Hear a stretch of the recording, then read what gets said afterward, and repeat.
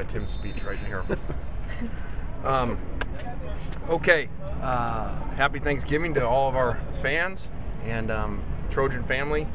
And on a day like today, as our quarterback reminds me, it is just a sport, and we have a lot to be thankful for.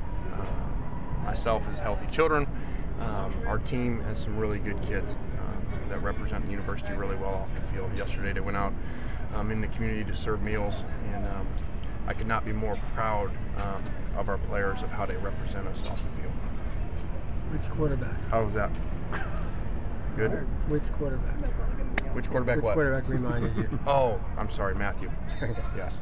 Who took the initiative on the helping people? Gotta get used to that. There's another quarterback for 75 touchdown passes the last 2 years. Who took the initiative with the meals and helping?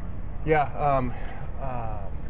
Kyra McCowan, who is my executive assistant, really has done a great job heading up community stuff through the university, and organized it through a lot of people's help, and had our players request too from some players that had done some of that before. What kind of, are you hearing back from the players after going? What are they saying about? Yeah, really, the experience? I think that it really humbles them and makes them realize how fortunate they are. Just the fact that our scholarship kids not just get their school paid for, but meals and treatment and everything that goes with it. I think that it's just a reminder sometimes that obviously all of us take things for granted about how fortunate our kids are. How much does Max Wittick's performance on Sunday kind of factor into the quarterback battle going forward with him and Cody? Yeah, it does not at all. We've been very clear over the last 2 years of each year is different. And so even though we've had different backups both years, that competition, regardless of backup play in this game, will be completely open in the spring. Cody won't see any time unless Max either gets hurt or you pull him, correct? It's not going to be a rotation, sort of thing. I think you guys know from being around me, I just don't believe in that.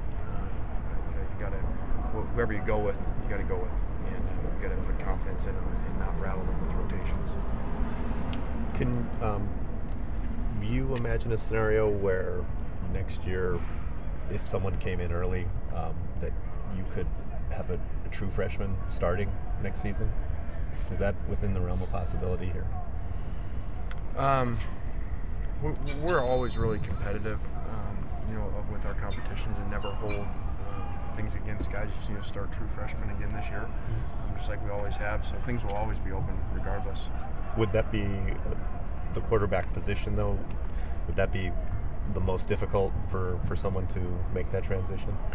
Well, I think you would think that, but we sure have seen a unique year in college football. Of the freshmen around the country playing so well, and a couple of them in our conference.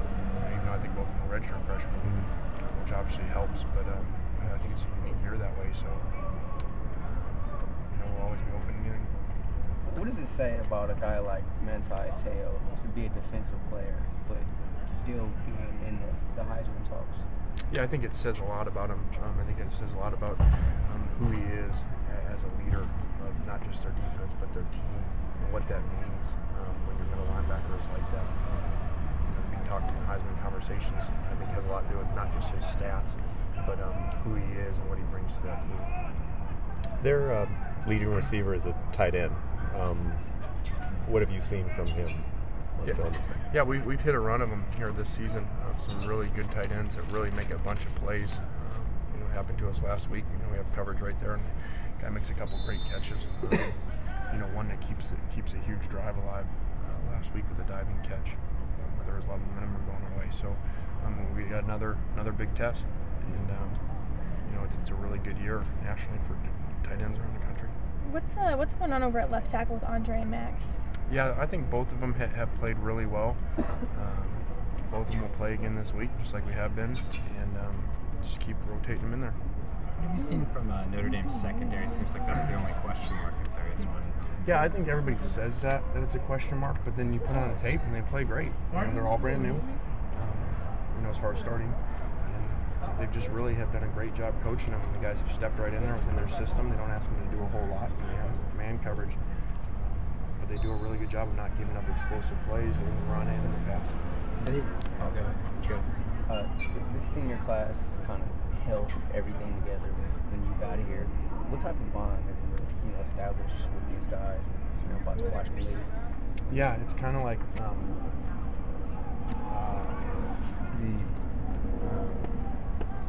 do you call it? Stepfather. Where you come in and they're not your kids initially, and you take them over. So it's a really neat unit of guys. There's a bunch of little stories in there. There's not many though. You start looking. I bet you only have about 7 initial scholarship guys in this class.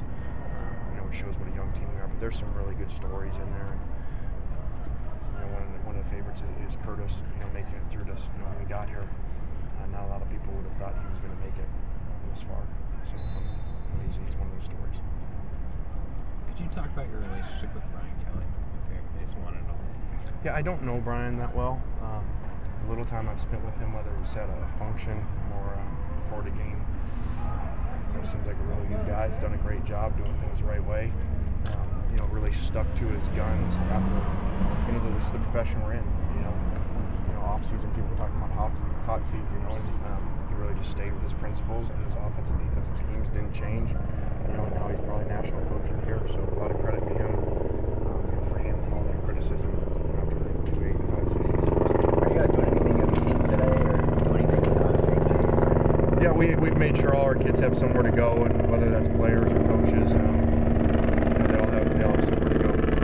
How about you? How do you spend Thanksgiving? Are you going to be able to be with your family, or you guys have to work through this? Well, we work through it. I get there a little later tonight, to be around them for a little bit. So it's not the amount of time; it's just making the most of the time. Is senior day at all emotional for you? Yeah, it is a little bit. Just seeing those guys and knowing everything they've been through and how hard they worked, and this one's probably going to be the most difficult one because this didn't work out the way that everybody hoped, unfortunately.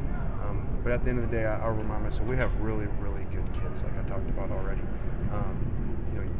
You don't find many programs, over these kids' 4 years with what they've done off the field. You start pulling up incidences, you don't have many of them at all for 75 kids over 4 years. All right.